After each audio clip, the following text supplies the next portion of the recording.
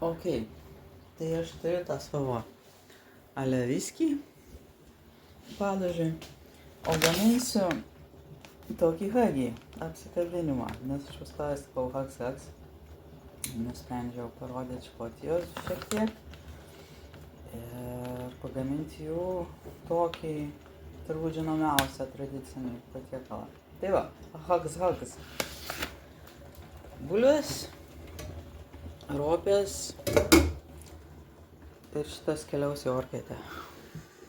Nu va, ir dar sumaišiau prie to pasidaryti salotų.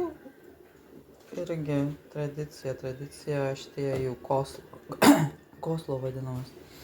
Kaip pas mus vadinasi, aš nežinau.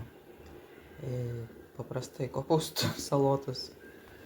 Salotos padarytos, nu tas koslas.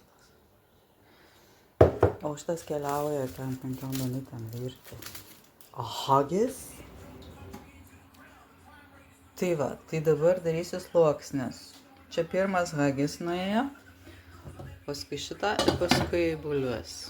Okay. Tai va, visi sluoksniai padaryti, bus modernas. Nu va, ir čia eis tas mano pagamintas viskis vakar į padažą. Okay. Čia tas tipo vegan majonezas gausis prie salotų. Jau beveik pabaigta.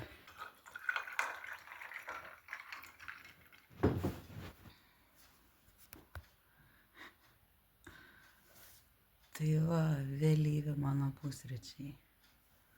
Ir aišku, šalia turėtų būti stipriukas. Viską, nu šiuo atveju nulinio stiprumo, bet žodžiu hak.